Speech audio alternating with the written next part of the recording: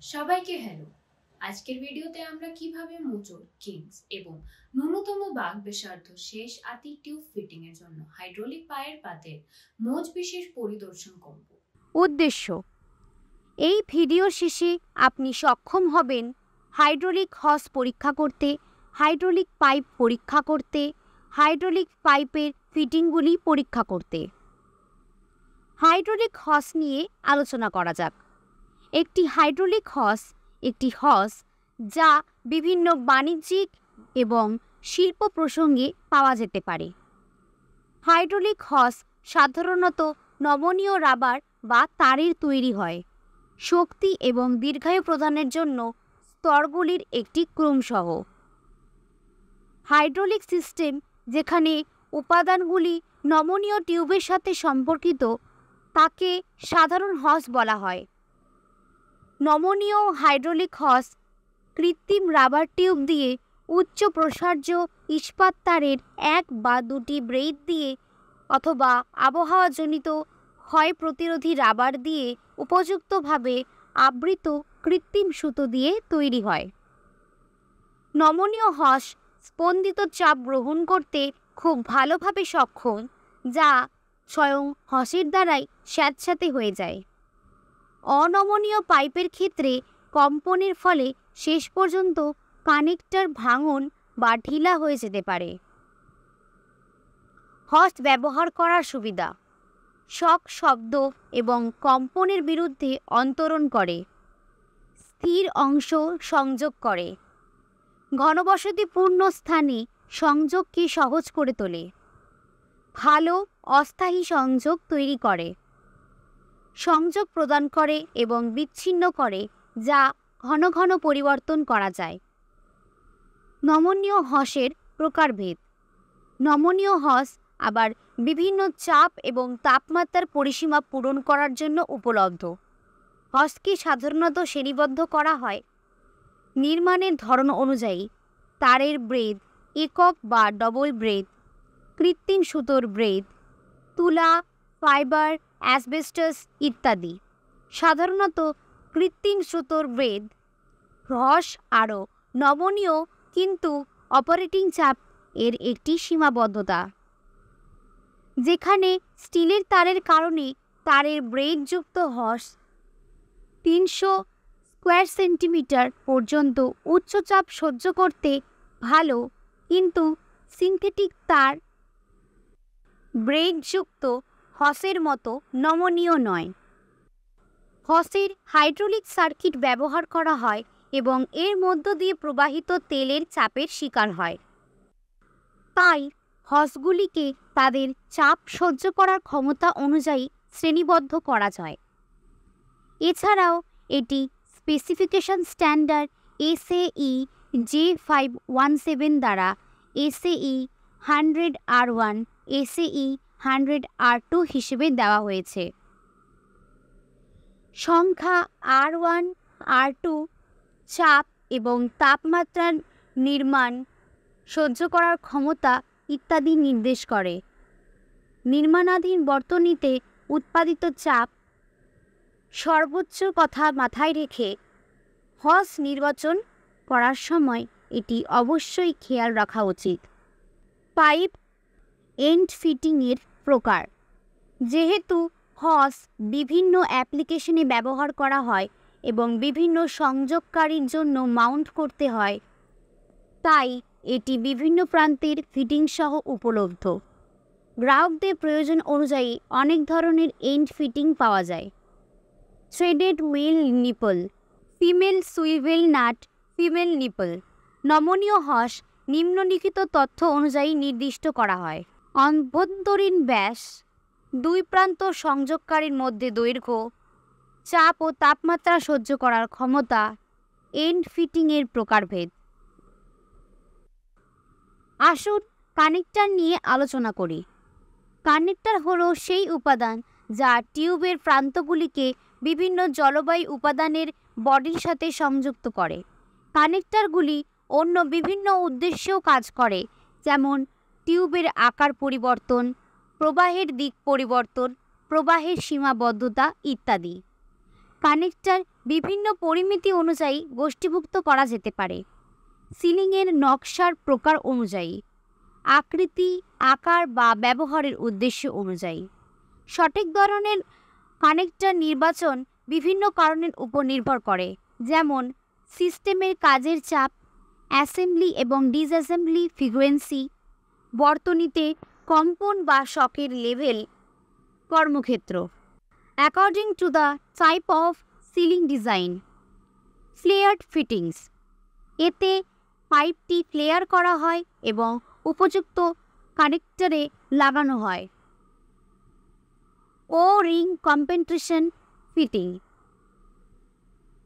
এই প্রকারে ও রিং পাইপটি ব্যাসের বাইরে সিল করে, স্লিপ রিং পাইপকে ঠিক অবস্থানে ক্ল্যাম্প করে। স্লিপ কম্প্রেশন ফিটিং, এতে পাইপ তৈরি হয় এবং নেকটি স্লিভের সাথে তেলের জন্য পথ বন্ধ করে দেয়। ফেরুল কম্প্রেশন ফিটিং, এতে ফেরুলটি একটি বিশেষ নকশার হয়। ফেরুল টিউবটি বাইট দিয়ে একটি স্থায়ী সিল তৈরি হয়। স্ট্রেট কানেক্টর, শরীরের সাপেক্ষে সমকোণে একটি টিউব সংযুক্ত করতে হয়। এলবো কানেক্টর, টিউব প্রান্তকে হাইড্রোলিক উপাদানগুলির বডির সমান্তরালে সংযোগ করতে ব্যবহৃত হয়।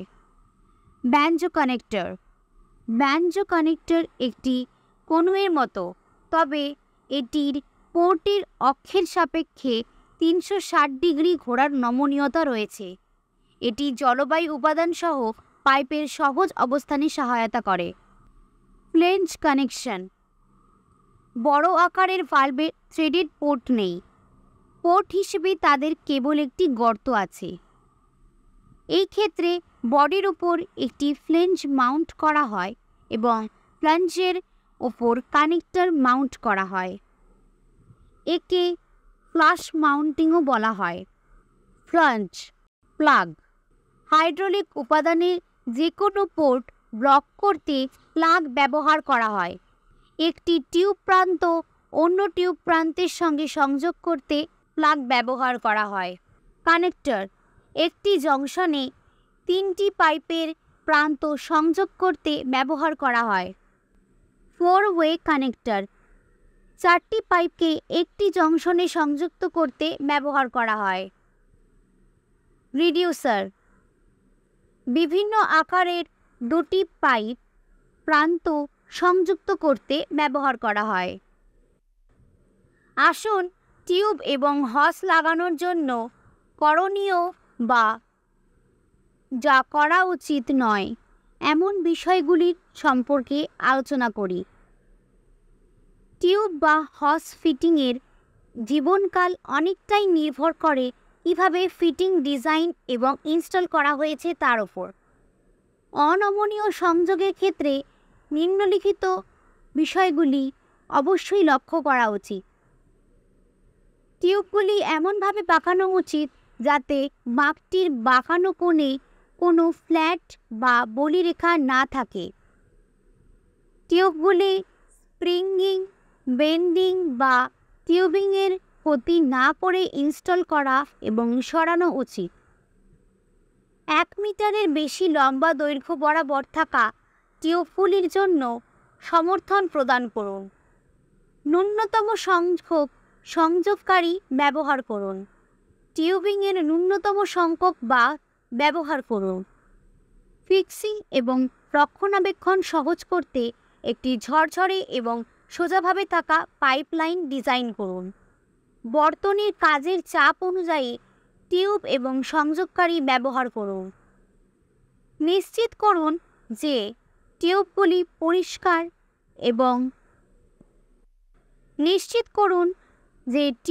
পরিষ্কার এবং চিপটি ধুলো ইত্যাদি থেকে পরিষ্কার রাখা হয়েছে, যা তাদের স্পষ্ট তেল ছিদ্র কাটাতে সক্ষম করে। নমনীয় হস সংযোগ ব্যবহার করার সময় উল্লেখ্য বিষয়: নমনীয় হস ব্যয়বহুল তাই তাদের ব্যবহার ন্যায়সঙ্গত হতে হবে। মনে রাখবেন, যে চাপ দিলে হসটির দৈর্ঘ্য +2% থেকে +4% পর্যন্ত পরিবর্তন হবে। দৈর্ঘ্যের যে কোনো পরিবর্তন ঘটতে পারে। তার জন্য ক্ষতিপূরণ দিতে হসে স্ল্যাক বা বাঁক দিন। যদি একটি পেঁচানো হসে উচ্চমাত্রার অপারেটিং চাপ প্রয়োগ করা হয়, তাহলে হসটি ব্যর্থ হতে পারে বা সংযুক্ত নাটটি আলগা হয়ে যেতে পারে। হসের ব্যাসার্ধ যতটা সম্ভব বড় রাখুন, যাতে লাইন ভেঙে না যায় এবং প্রবাহটি সীমাবদ্ধ না থেকে যায়। যখন হস লাইন একটি গরম নিষ্কাশন ম্যানিফোল্ডের কাছ থেকে অতিক্রান্ত হয়, তখন একটি ফায়ারপ্রুফ বুট বা ধাতব ব্যাফেল দিয়ে হসটি রক্ষা করুন।